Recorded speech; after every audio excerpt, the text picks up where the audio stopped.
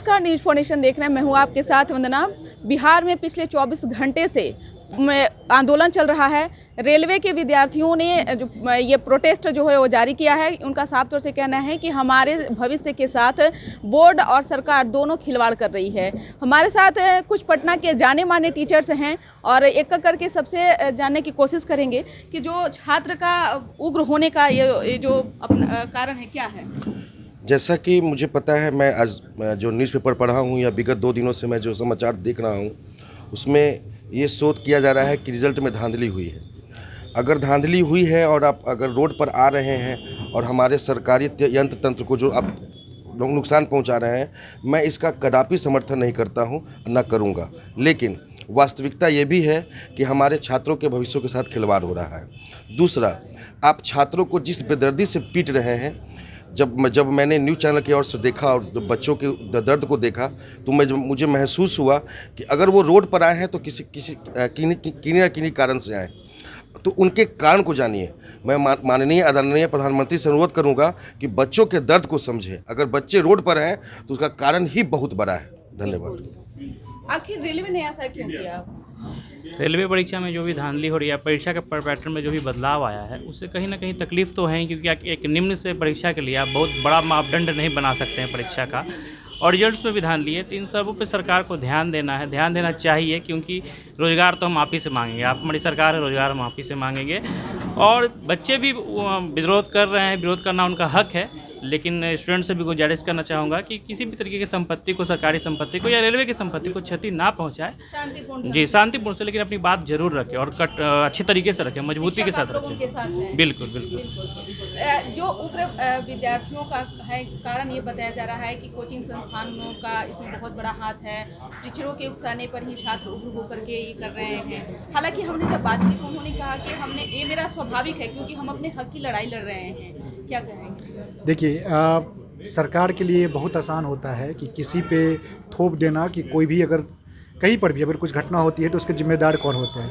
पर मुझे लगता है कि अगर छात्रों के हित की बात अगर सरकार सोचे तो सबसे पहले जो उनका मांग है, एक प्रतिनिधिमंडल सरकार की तरफ से छात्रों के प्रतिनिधिमंडल से मिले और उनको समझाने की कोशिश करें। वो आतंकवादी थोड़े हैं कि आप उस पर गोली चला रहे हैं, आंसू गैस चला रहे हैं। वो पॉलिटिकल कार्यकर्ता भी नहीं है। और वो क्या मांग क्या रहे हैं? वो अपना मांग रहे हैं कि भाई इस भारत में हमें अपना एक करियर के तौर पे, एक जीने के तौर के लिए एक आर्थिक संसाधन जो हमारा होता है, जिसके लिए सरकारी नौकरी एक कहीं ना कहीं सबके मन में बसता है, उसकी तैयारी को लेके, उसके रिजल्ट को लेके ये मांग कर रहे हैं। सरकार से ये मांग क्या कर रहे हैं? जिसकी परीक्षा में ये शामिल हुए, जिसकी तैयारी किया उन्होंने, उसके रिजल्ट को लेके ये मांग कर रहे हैं। तो सरकार को चाहिए कि सरकार गोली लाठी डंडा के बजाय, ये छात्र हैं, आप इनको गलत मोटिवेशन मत दीजिए कि आप इन पे, मतलब मैं देख रहा था कि पुलिस जो है वो ईटा रोड़ा चला रहे हैं। आप उनसे समझिए सरकार। जी। तो अभी फिर मैंने देखा कि एक वीडियोस में कि हॉस्टल में घुस के पुलिस जो है ऐसे मतलब रूम को पीट रहा है, स्टूडेंट को पीट रहा है। ये गलत चीज़ है, ये अप्रोच गलत है। छात्रों के साथ सख्ती से नहीं, सहानुभूति और उससे बातचीत से निपटा जा सकता है। तुरंत सरकार को पहल करनी चाहिए कि उन छात्रों के प्रतिनिधिमंडल से मिले, बात करे, उनकी जायज मांग है उसको समझे और इससे सुधार का आश्वासन दे। अगर आप गतिरोध इस ढंग से बना रहा तो आपको याद होगा कि जेपी के आंदोलन में, इतना बड़ा आंदोलन, इंदिरा की सरकार को छात्र आंदोलन के दौरान ही कुचल दिया गया था। तो सरकार ऐसा काम कदापि ना करें कि वो छात्रों को प्रवोक करें, उनसे बात करें और उनका वो जेन्युइन डिमांड है उसका सॉल्यूशन की तरफ ध्यान दें। बिल्कुल सर, क्या लगता है जिस तरह से छात्रों के भविष्य के साथ बोर्ड हो, सरकार हो खिलवाड़ कर रही है, ऐसे बच्चे क्या देश के भविष्य के साथ खिलवाड़ करने को? ये तो माननीय मोदी जी को ये जरूर सोचना चाहिए कि आखिर हमारे देश के जो भविष्य हैं, आखिर वो रोड पर ही क्यों आए, इस बारे में सोचना चाहिए। अगर रोड पर अगर वो आ गए हैं, क्या कारण है, क्यों आए हैं, इसकी बात करनी चाहिए। ये बात नहीं करनी चाहिए कि रोड पर क्यों आए, हम उन्हें लाठी मारेंगे। ये तो फिर तानाशाही का राज हो गया। बिल्कुल, छात्रों को इसमें जीत होती नजर आ रही है, क्योंकि अब उन्हें भी आश्वस्त किया जा रहा है कि एनटीपीसी रिजल्ट जो है वो स्थगित किया जा रहा है। देखिए, जहाँ पर अपना कैरियर की बात होती है, और ये वैकेंसी 3 साल पहले की है, आज की नहीं है, और बच्चे 3 साल से बहुत पेशेंस रखे, और जब एग्जामिनेशन हुआ और जिस तरह से बोला गया था कि 20 गुना रिजल्ट दिया जाएगा, वो करीब करीब आधा कर दिया गया, 10-11 नहीं दिया गया, तो बच्चे अपने आप को अनसिक्योर्ड फील करने लगे। और ये पहले से प्रायोजित नहीं था, अचानक इतने बच्चे का आ जाना। अगर प्रायोजित होता तो पटना में होता, आरा में भी हो रहा है, बक्सर में भी हो रहा है, नवादा में भी हो रहा है, आपको प्रयागराज में भी हो रहा है, दिल्ली में भी हो रहा है।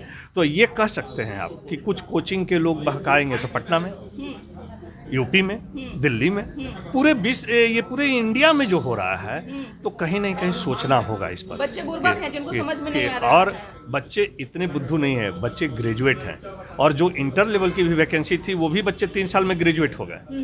तो बच्चे अब मैच्योर हो गए हैं, और जब उनको लगा कि मेरा भविष्य अनसिक्योर्ड है, तो वो जो है स्वतः रोड पर आ गए। लेकिन तोड़ फोड़ ये सब को हम लोग कहीं से समर्थन नहीं करते हैं, और वो जो तोड़ फोड़ हुआ उसमें कुछ हो सकता है सामाजिक तत्व घुस गए होंगे, बहुत सारी बातें होती है। बच्चे का साफ तौर से कहना था कि हमारे पास कोई ऑप्शन नहीं बचा, सरकार हमारी बात नहीं सुन रही थी, बोर्ड हमारी बात नहीं मान रही थी। आप तो वहाँ पर गए ही होंगे जहाँ आंदोलन हो रहा होगा, वहाँ आप किसी बच्चे का नेता नहीं देखे होंगे। ये कोई नेता नहीं था, ये स्वतः बच्चों, सब बच्चे अपने नेता थे। भले वहाँ जाकर के छपास की जो बीमारी हो गई है वो भले जाकर के वहाँ पे किए, लेकिन बच्चे कभी उन लोग के सामने अब ये बताइए कि कल की जो घटना हुई, लॉज में जाके बच्चों का दरवाज़ा खुलवा के पीटना, ये कहाँ से जायज है? हाँ, जो बच्चे उपद्रव किए उनको आप सब जगह सीसी कैमरा लगा हुआ है, वहाँ पर भी आप उसको देखें, आप उस पर कार्रवाई कीजिए ना, जो ऐसा किए। जो बच्चे इनोसेंट है, जो बच्चे अपने रूम में पढ़ रहे हैं और रात में आप पहुंचते हैं और उनके दरवाज़ा को तोड़ते हैं और उनको बुरी तरह से पीटते हैं, हो सकता है उसमें से बहुत सारे बच्चे तो उस प्रोटेस्ट के पार्ट भी नहीं रहे होंगे, बहुत सारे बच्चे तो वो एग्ज़ाम भी नहीं दिए होंगे, वो गए भी नहीं होंगे, अदर सब्जेक्ट की तैयारी कर रहे होंगे। एक तो आप ऐसे ही सारे एजुकेशन सिस्टम को एकदम बर्बाद कर दिए हैं बिहार में। आज हर चीज़ खुला हुआ है, आज सिर्फ और सिर्फ बंद है तो कोचिंग इंस्टीट्यूट और स्कूल बंद है। और क्यों बंद है? ऐसा न हो और शिक्षक के साथ सरकार या विद्यार्थियों के साथ सरकार इस तरह से ना करे, खिलवाड़ न करे, इसके लिए क्या कुछ आपको? इसके लिए तो सरकार को बैठकर विचार करना चाहिए, और इससे जो रिलेटेड अफसर हैं उनको बच्चों के साथ बात करना चाहिए, और कुछ अपनी भी खामियां देखनी चाहिए कि कहीं हमसे कोई खामियां तो नहीं रह गई।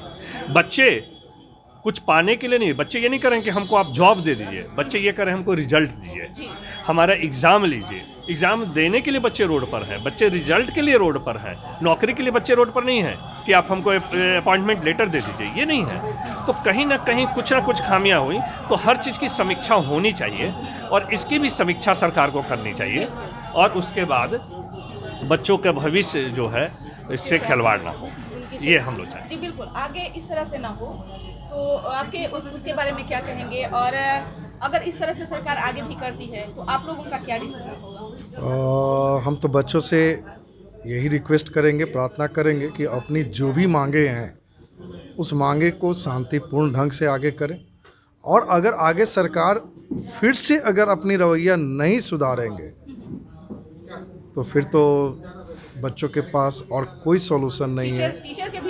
टीचर के पास भी कोई सॉल्यूशन नहीं है, टीचर को भी आज बंदी का झेलना पड़ रहा है, तो रोड पर ही आना पड़ेगा। इसके अलावा तो हम लोग के पास कोई सॉल्यूशन नहीं, कोई ऑप्शन नहीं। सर, जिस तरह से बच्चों की बात कर रहे हैं, साथ ही साथ अगर टीचरों की बात करें तो आगे भविष्य में ऐसा ना हो, आप उसके लिए क्या कहेंगे? अगर होगा भी तो आपका क्या स्टेप रहेगा?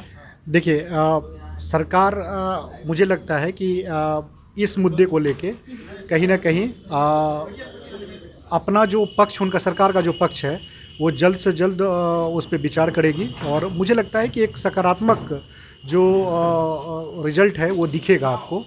अगर ऐसा नहीं दिखता है तो देखिए, ये छात्र, मैंने पहले भी बोला कि छात्र को रोकना बहुत मुश्किल होता है, ठीक है ना। ये स्वतः इतने एनर्जी से भरे होते हैं। सिर्फ आरआरबी एनटीपीसी की ही बात नहीं, आप बीपीएससी की बात कर लीजिए, दरोगा बहाली का हर चीज में अब ये धांधली होना शुरू एक्चुअली क्या है कि साथ ही साथ टीचर को भी टारगेट किया जाता है, तो आगे आप लोग का स्टेप क्या होगा? बिहार, आपको पता है कि शिक्षा के लेवल में अगर इतिहास में जाइएगा तो क्या था, और आज पिछले जो सरकार हमारी है उस सरकार में शिक्षा का क्या स्तर है ये आपको बेहतर पता है। तो हम उम्मीद भी नहीं कर रहे हैं कि कुछ अच्छा होने वाला है।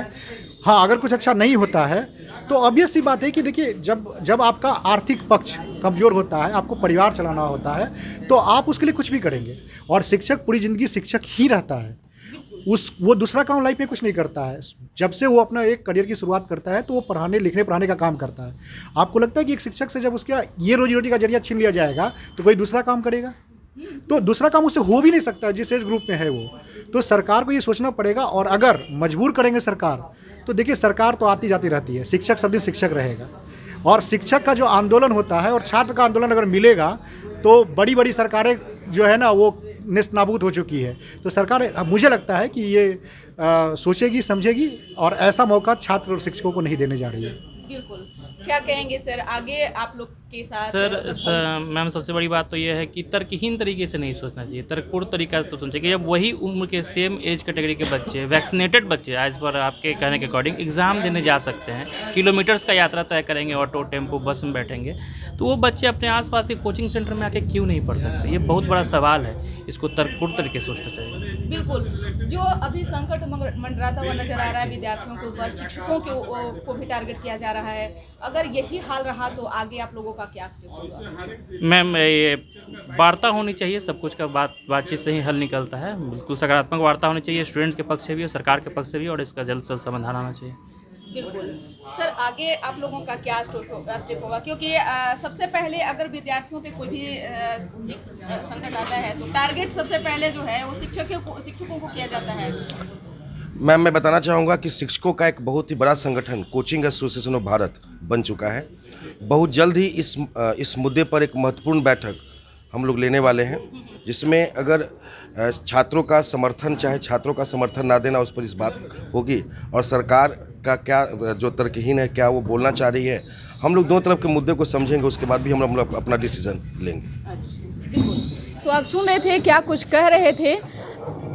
एक तरह से कहा जाए बिहार के जितने भी कोचिंग सेंटर हैं उनके कई अधिकांशतः टीचर से मेरी बातचीत हुई, उनका साफ तौर से कहना है कि सरकार अभी भी चेत जाए, सजग हो जाए। अगर नहीं होती है तो आने वाले भविष्य वो खुद तय करेंगे। इसका बस इतना ही। बने रहिए न्यूज़ फाउंडेशन के साथ। धन्यवाद।